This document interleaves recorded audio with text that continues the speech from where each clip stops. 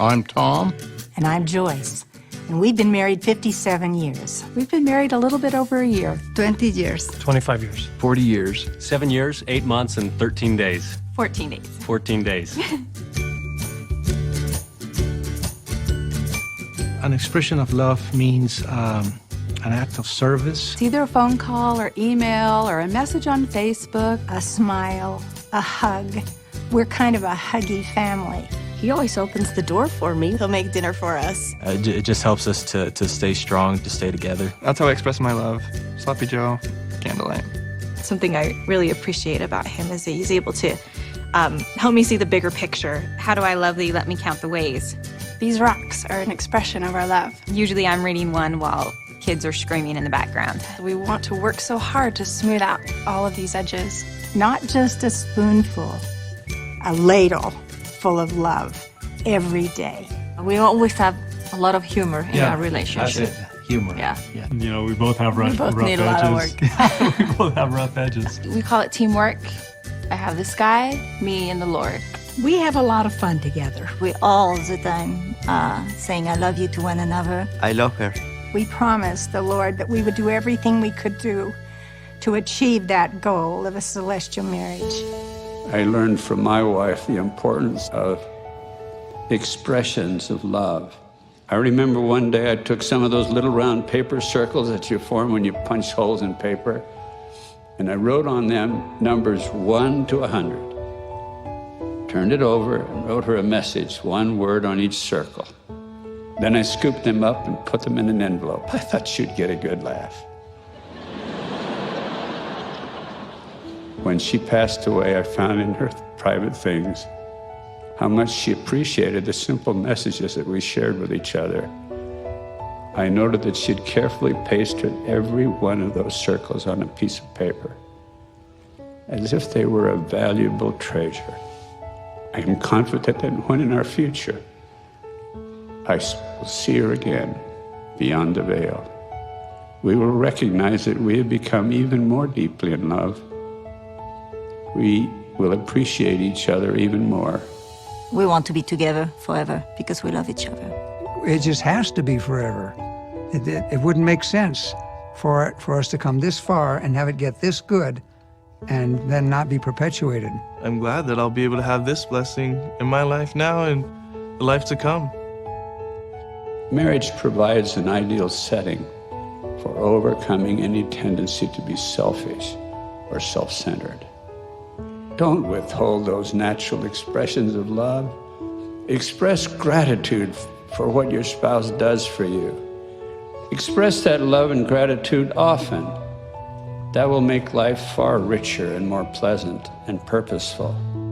Have faith in those promises and live to be worthy of them.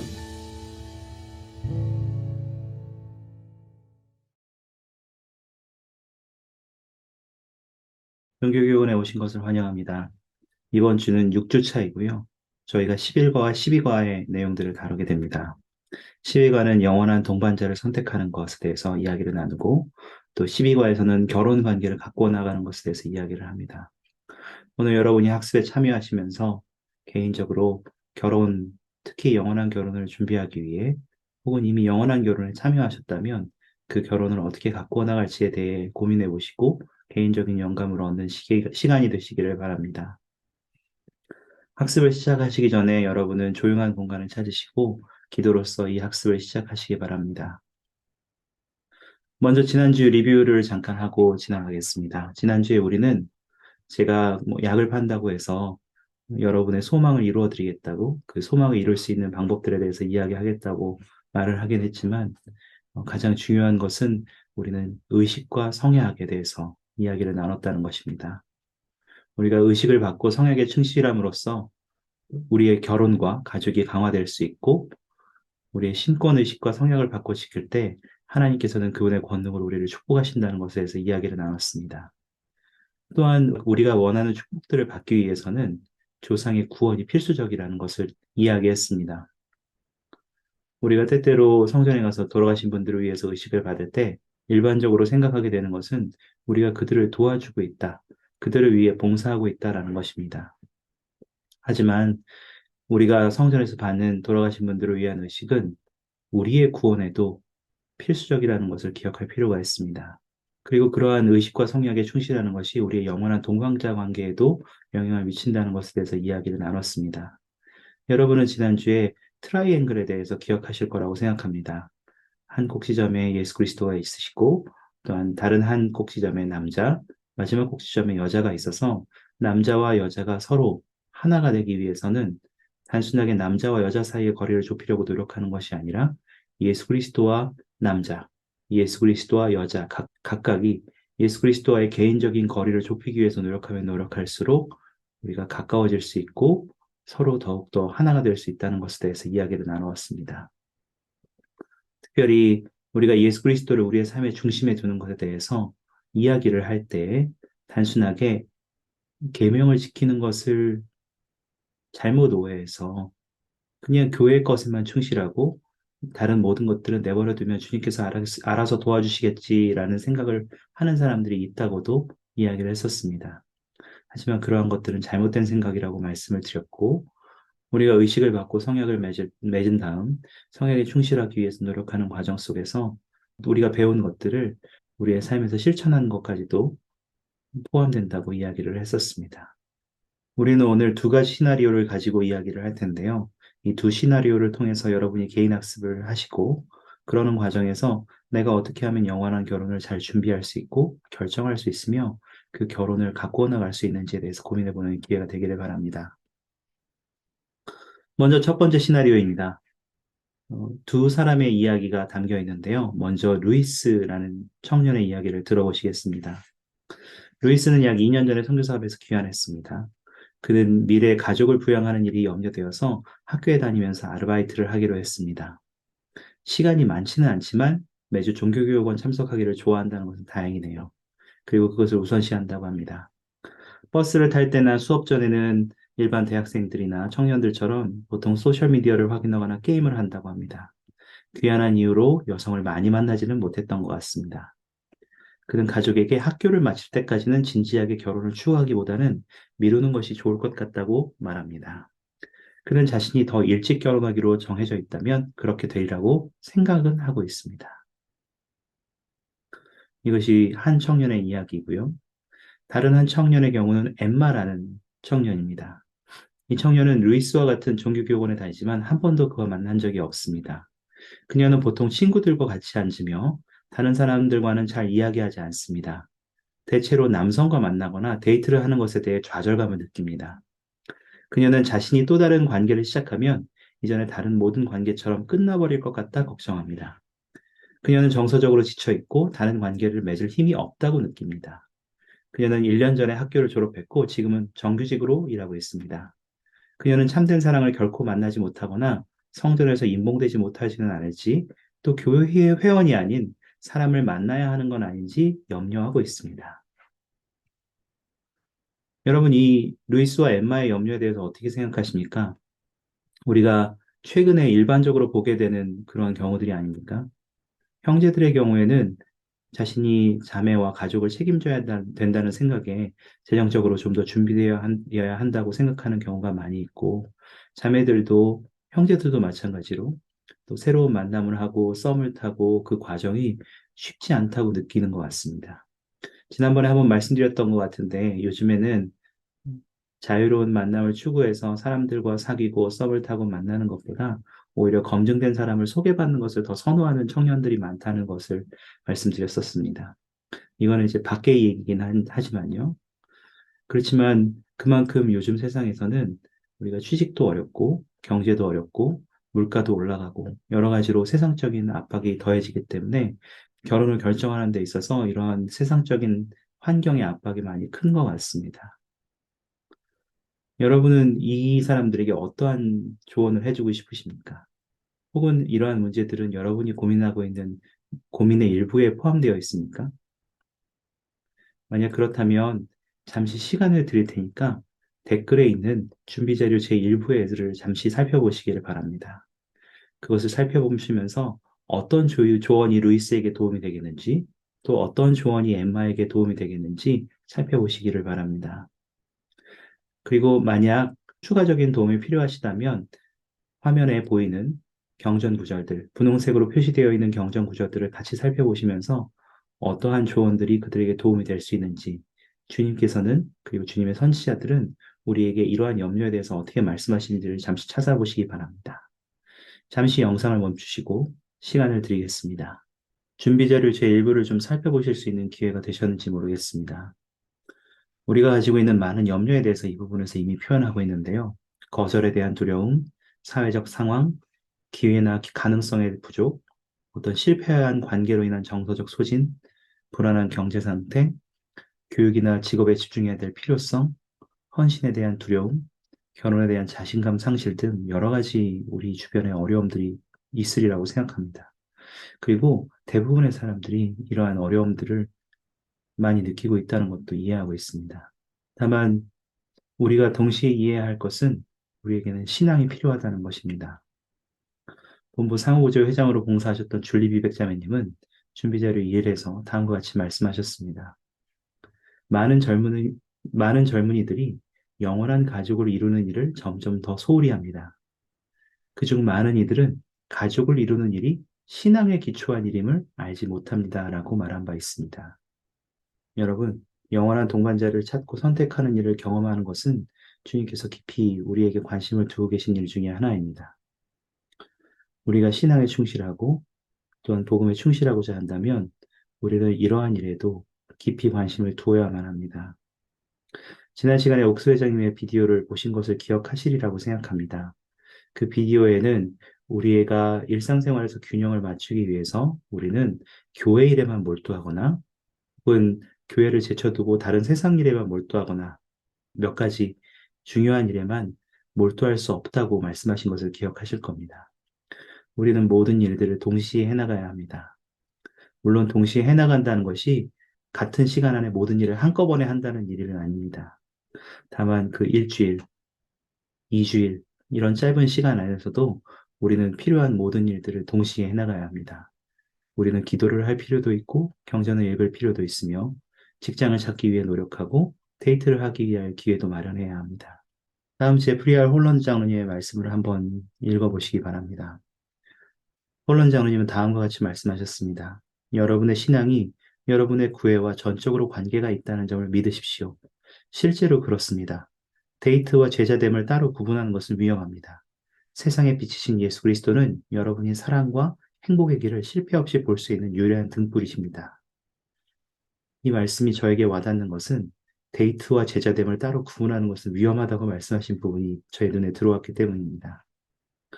여러분, 데이트하는 것과 제자됨을 따로 구분해 보신 적이 있으십니까? 아마 일반적으로 그렇게 생각할 수도 있다고 생각합니다. 그렇지만 실제로 그렇지 않다는 것을 우리가 이해해야 합니다. 우리가 그리스도의 제자가 되기 위해 노력할 때 우리는 자연스럽게 영원한 가족을 이루는 것에 대한 꿈을 꾸게 되고 소망하게 됩니다. 이스라엘 백성이 가나안 땅에 들어가서 왕국을 건설하기 위해서 그들은 그곳에 있는 사람들과 전쟁을 벌일 필요가 있었습니다. 그들이 강을 건너기 전에 주님께서는 강이 갈라져 그들이 마른 땅을 걷게 되리라고 말씀하셨습니다. 하지만 실제로 그들이 마른 땅을 걷게 된 것은 그들의 발을 먼저 물속에 담궈서 적시게 되었을 때 강이 갈라지는 경험으로 이어졌습니다. 강이 갈라진 다음에 그들이 건넜던 것이 아닙니다. 그들이 먼저 건너기 시작했을 때 강이 갈라지기 시작했던 것입니다. 첫 번째 나누고 싶은 원리는 그래서 우리가 영원한 동반자를 찾기 위해 노력할 때 예수 그리스도를 믿는 신앙은 우리가 용기와 인내를 지니는 데 도움이 된다는 것을 말씀드리고 싶었습니다. 또한 하나님께서는 우리가 선택 의지를 활용하여 그분의 계획을 진전시키기를 바라신다는 것도 전해드리고 싶습니다. 때로 우리가 영원한 동반자를 찾고자 할 때 우리는 종종 성전에 가서 기도하곤 합니다. 누가 제 짝이 되어야 하죠? 누구랑 만나야 하죠? 이것은 마치 우리가 물에 발을 담그지도 않고 물이 갈라지기를 먼저 기다리는 것과 비슷합니다. 하나님께서는 우리에게 도덕적 선택 의지를 주셨고 우리가 개인적인 노력을 들여서 우리가 결혼할 사람들을 찾기를 기대하십니다. 이와 관련된 영상을 잠시 하나 보여드리고 싶은데요. 페이스 투 페이스 모임에서 옥수 회장님께서는 브루스 알 맥콘키 장로님의 말씀을 인용하시면서 이 부분에 대해서 잠시 설명하셨습니다. 영상을 잠시 보시면서 이 부분에 대한 여러분의 생각을 한번 정리해 보시기 바랍니다. 잠시 영상을 보시겠습니다. Elder Ballard, I knew this question about marriage and how do you know when you found the right one and so on. I knew it would come up, so I did a little research because I remembered hearing a talk when I was president of BYU in 1973. That's a lot of years ago. They were all in the spirit world. That's right. And so were their parents.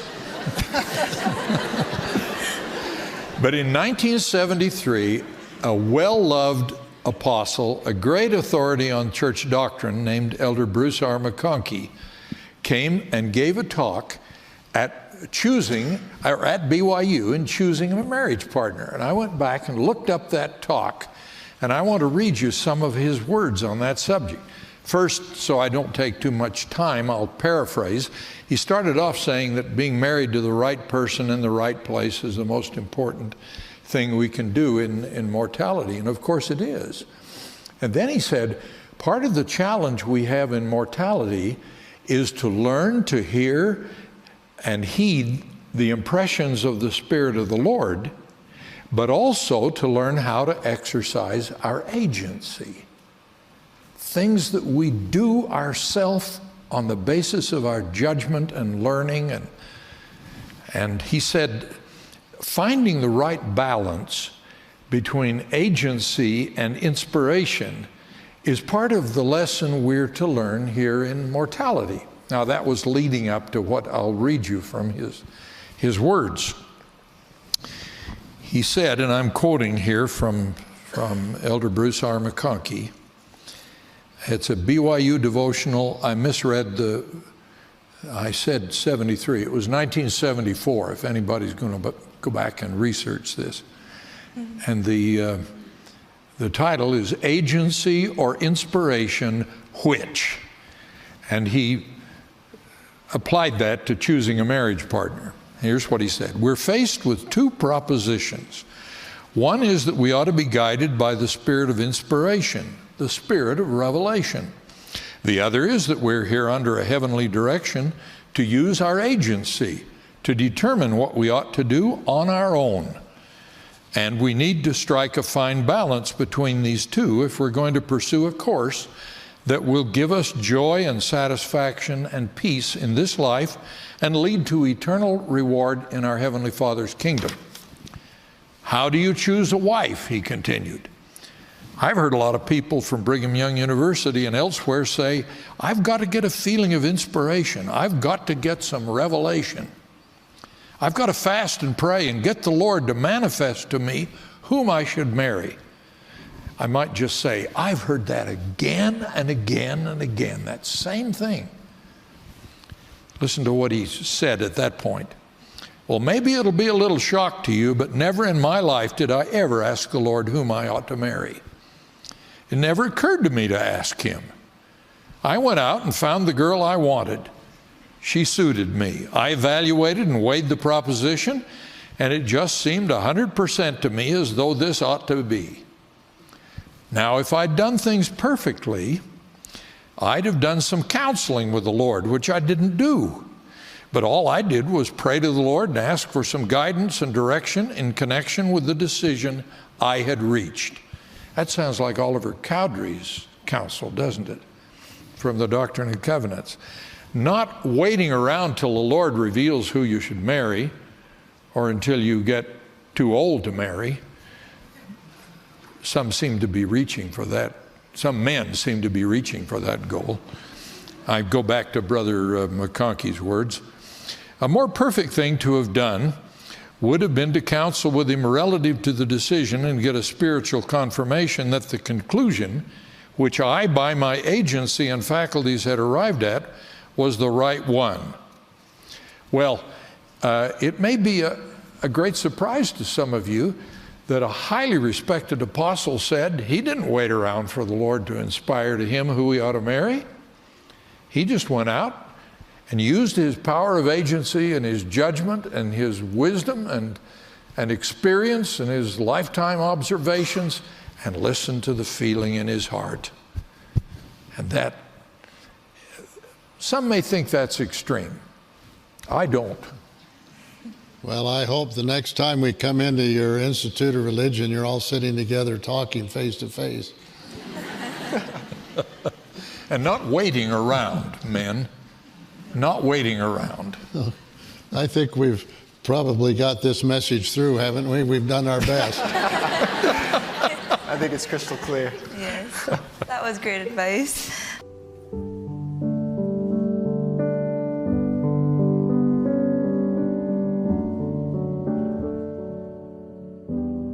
여러분 영상을 보시면서 어떠한 생각이 드셨습니까? 루살 맥콘키 장로님께서는 실제로 그분의 동반자를 찾기 위해서 노력하셨고 자신의 선택으로 자신과 맞는 사람을 선택하셔서 결혼하셨습니다. 주님의 도움이 분명히 필요했지만 그것은 자신이 올바른 사람을 찾는 과정에 있어서 올바른 방법을 선택하고 있는지에 대한 인도를 구하기 위함이었습니다. 우리는 때때로 단순히 아무것도 하지 않은 채로 그러한 결과물을 얻기를 기대합니다. 그것이 신앙이라고 때로는 오해합니다. 그렇지 않습니다. 아까 말씀드린 대로 우리는 먼저 물에 발을 담가야만 물이 갈라진다는 것을 이해할 필요가 있습니다. 그것이 바로 신앙이며 신앙은 항상 우리의 행동을 요구합니다. 이 말씀의 원문을 읽어보실 수 있도록 제가 이것을 다시 한번 공유드리도록 하겠습니다. 여러분에게 도움이 되기를 바랍니다. 다음 시나리오로 한번 넘어가 보겠습니다. 이제 루이스와 엠마가 조금 더 전진한 것 같습니다. 이 시나리오를 잠깐 살펴보죠. 영원한 결혼에 대한 종교교육원 수업이 끝난 후 루이스와 엠마는 주님을 더 신뢰해야 하고 변화해야 했다고 느낀다. 그 다음 주에 루이스는 종교교육원에 와서 엠마 옆에 앉은 뒤 자신을 소개한다. 시간이 흐르면서 그들은 좋은 친구가 된다. 그들은 많은 활동을 계획하여 함께 시간을 보내고 서로에 대해 배운다. 시간이 흘러 그들은 서로에 대한 강한 감정을 느낀다. 하지만 엠마는 조금 걱정된다. 그녀에게는 자신의 남편이 가졌으면 하고 바라는 성품들이 있다. 루이스는 이 중 여러 가지를 가지고 있지만 전부는 아니다. 루이스 또한 걱정한다. 그는 엠마를 사랑하지만 자기 부모님의 결혼 관계가 깨어지는 것을 보았기에 결혼할 사람을 잘못 선택할까봐 두려움을 느낀다. 그는 엠마와 나눈 많은 대화와 함께한 경험을 통해 그녀에 관해 알게 된 모든 것을 신중하게 고려한다. 그는 자신들의 목표가 일치한다는 것을 알고 엠마에게 청혼하고 싶지만 여전히 알지 못하는 요소가 너무 많다고 느낀다. 루이스는 엠마와 결혼하는 것이 옳은 결정인지 기도로 여쭤본다. 지금까지는 아무 일도 일어나지 않았다. 여러분, 이것도 여러분이 굉장히 할 법한 고민 아닙니까? 결혼할 상대를 결정할 때 서로를 바라보면서 분명 훌륭한데 이런 부분들이 더 있었으면 좋겠다라고 상대방에게 기대해 본 적이 있으신지 모르겠습니다. 혹은 정말 좋은 사람이고 결혼하고 싶은 마음이 들더라도 정말 우리가 함께 영원히 살 수 있을까? 중간에 싫어지거나 깨지지 않을까? 라는 걱정을 해보신 적이 있는지 모르겠습니다. 저도 결혼을 결정하고 성전에 들어가서 인봉이 되기 전까지 정말 많이 고민했던 것 같습니다. 영화나 혹은 동화 속의 이야기처럼 단순하게 와 좋아 결혼하자 우리는 영원히 행복할 거야 라는 것은 실제로 어쩌면 결혼을 결정하기 전까지에 할 수 있는 걱정인지도 모르겠습니다. 제가 아내와 결혼을 결정하고 성전에 들어가기 전까지 정말 많은 고민을 했습니다. 혹시 10년 정도 살다가 싫어지면 어떻게 하지? 살았는데 마음에 맞지 않으면 어떻게 하지? 내가 이 사람에 대해서 많이 안다고 생각했는데 혹시 모르는 내가 싫어하는 부분이 있으면 어떡하지? 이러한 부분들에서 많이 걱정했던 것 같습니다.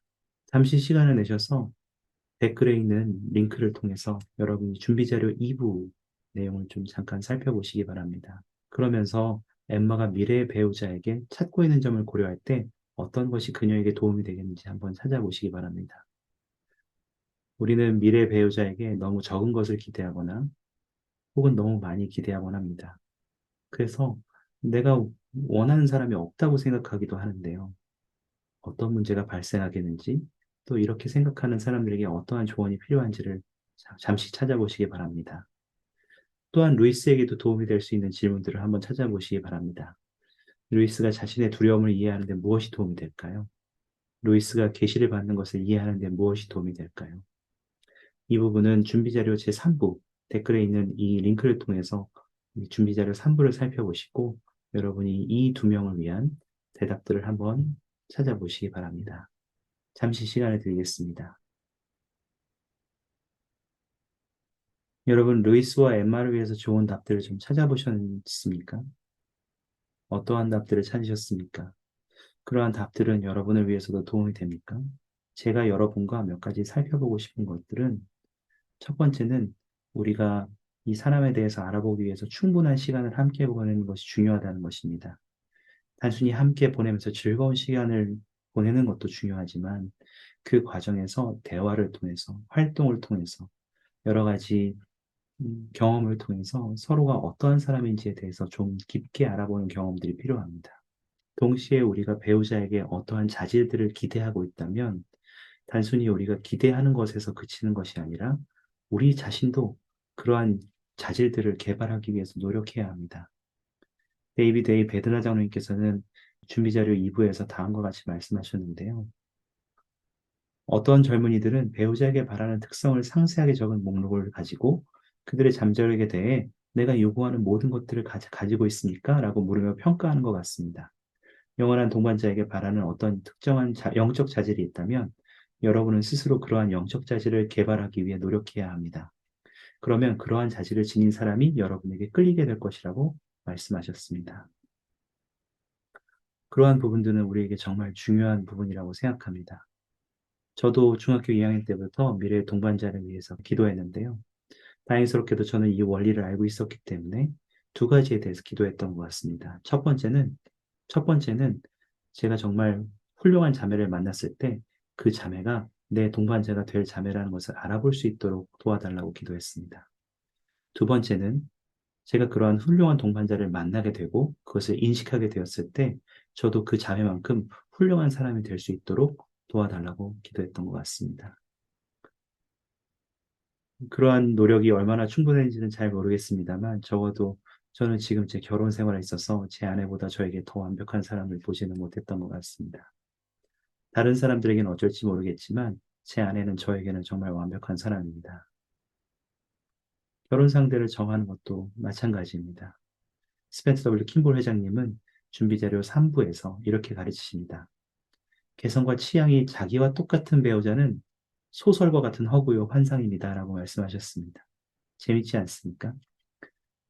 천생연분이라는 것은 어쩌면 없는 것인지도 모르겠습니다. 천생연분을 찾는 것이 아니라 천생연분은 만들어가는 것일지도 모르겠습니다.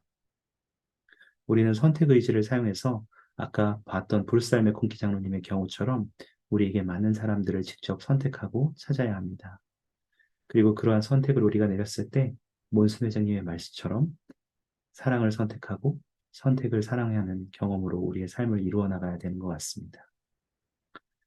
그래서 제가 오늘 두 번째로 나누고 싶은 원리는 다음과 같습니다. 우리는 완전함이 아닌 가능성을 보고 결혼합니다. 영원한 동반자에게 바라는 어떤 특정한 영적 자질이 있다면 우리가 스스로 그러한 영적 자질을 개발하기 위해 노력해야 합니다. 결정을 내릴 때 주님의 인도를 구하면 우리의 선택이 옳을 때에는 주님께서 우리의 생각에 평안을 말씀하실 것이고 우리는 그것을 느끼게 될 것입니다. 자, 그렇다면 이제 결혼을 했다고 생각해 보시죠. 아까 루이스와 엠마는 그러한 여러 가지 고민들을 이겨내고 결국 행복한 결혼에 이르렀습니다. 그들의 미래에는 함께 걸어나가야 할 많은 길들이 놓여져 있습니다. 이 부분에 대해서 생각하시면서 우리가 어떻게 하면 영원히 부부로서 함께하고 살아가면서 더욱더 서로를 사랑하기 위해서 어떻게 해야 할지를 고민해 보시는 기회가 되시기를 바랍니다.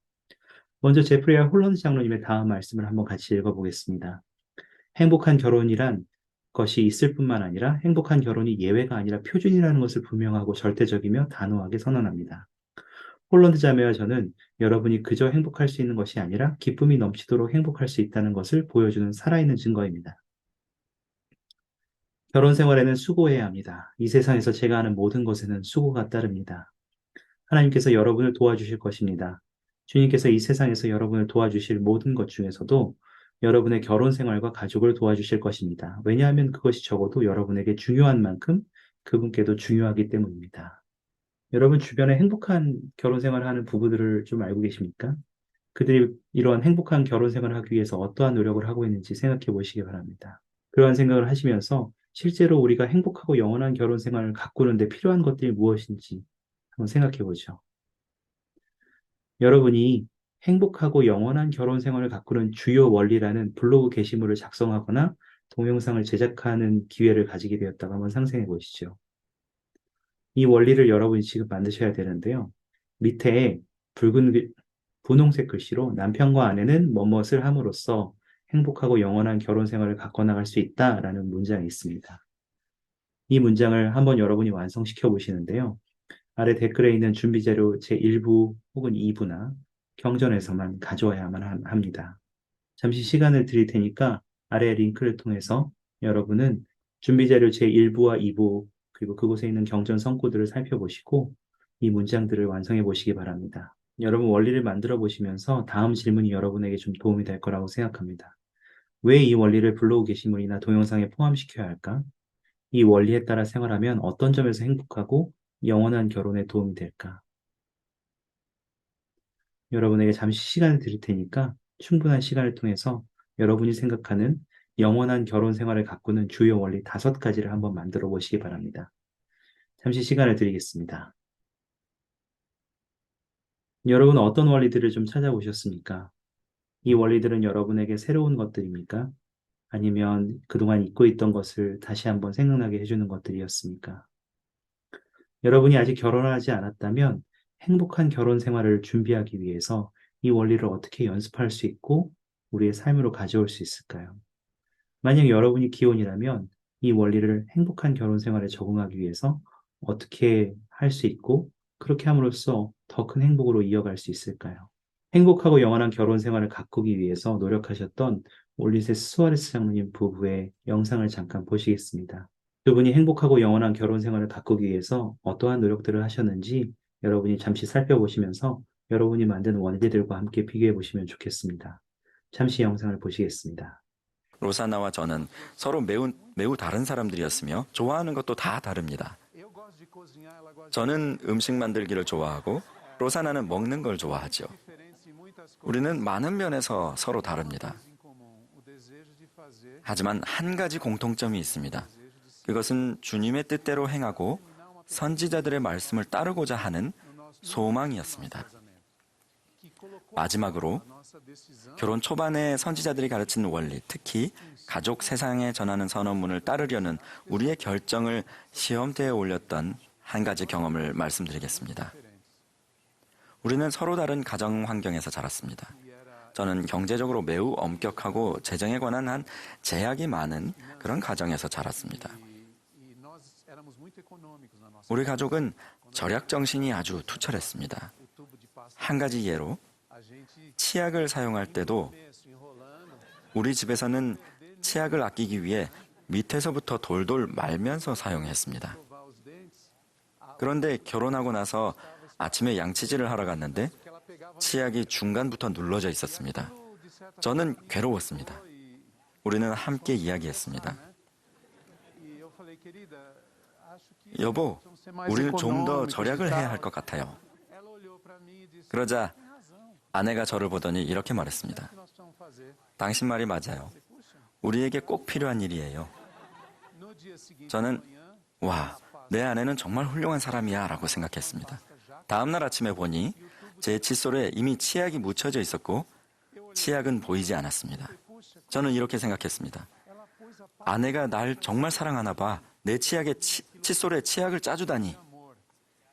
저는 그것을 사랑의 행위로 받아들였습니다. 그걸 보면서 저는 행복했고 그 다음부터는 치약이 중간부터 눌러져 있는 것을 봐도 신경 쓰이지 않았습니다. 만약 무엇이든 사랑과 동정심과 인내심을 가지고 따르자고 한 이 원리를 아내가 적용하지 않았다면 그것은 우리 결혼 생활에 문제가 됐을 것입니다. 우리는 이런 방식으로 어려움에 대처해 왔습니다. 결혼 생활에서 서로 다르다는 것은 아무 문제가 되지 않습니다. 우리는 서로 다른 점을 사랑하는 법을 배웁니다. 우리는 사랑을 선택하고 그것이 무엇이든 간에 그 선택을 사랑합니다. 그것이 결혼 생활의 아름다운 점입니다. 당신을 사랑해요.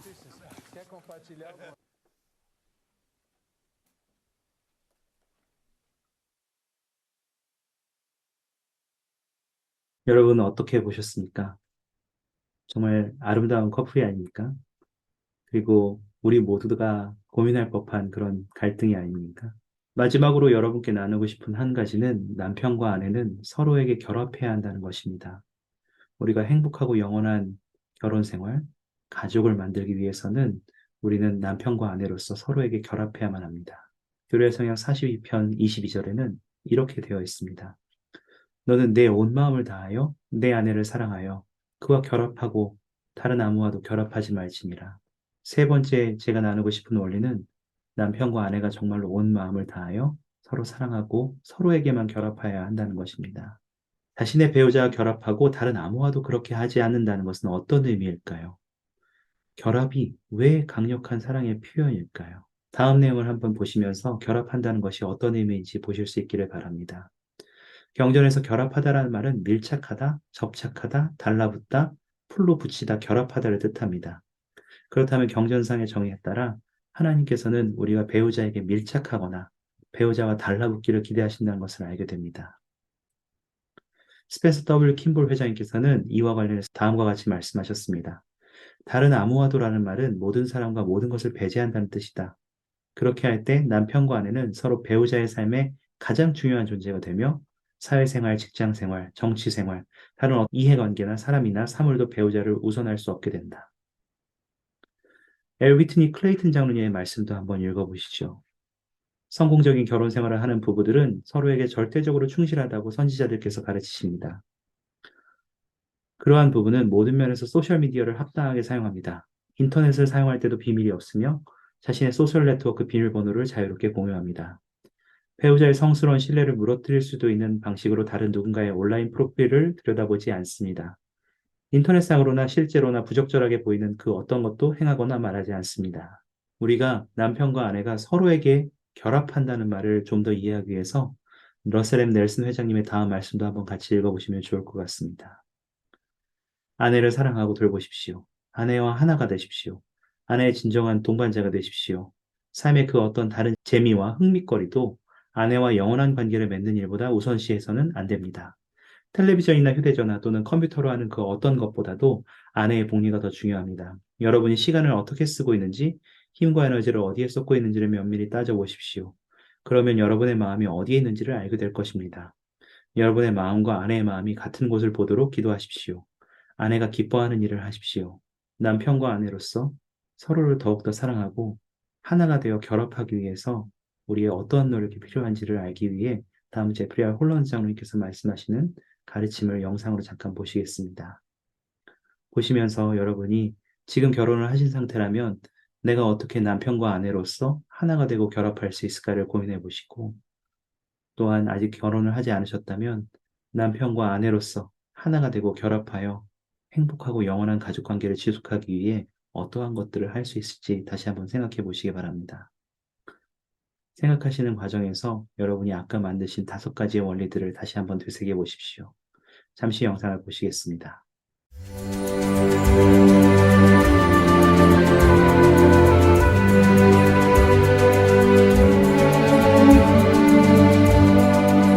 I wish to speak to you this morning about Christ-like love and what I think it can and should mean in your friendships, your dating, in serious courtship, and ultimately in marriage.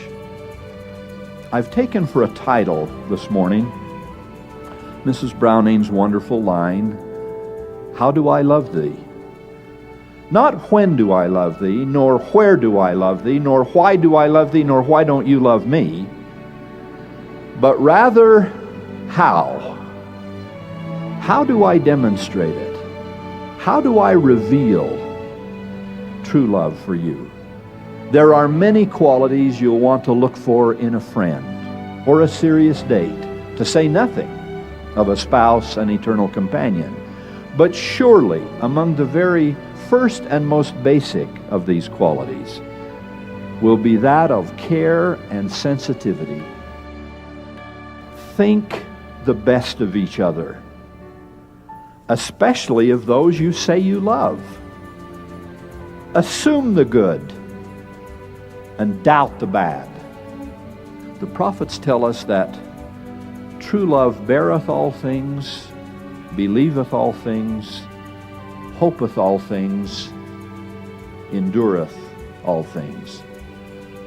So Christ loved us. And that is how he hoped we would love each other. In a final injunction to all his disciples for all time, he said, "A new commandment I give unto thee, that ye love one another as I have loved you." Jesus Christ, the light of the world, is the only lamp by which you can successfully see the path of love and happiness for you and for your sweetheart. How should I love thee? As he does. For that way never faileth.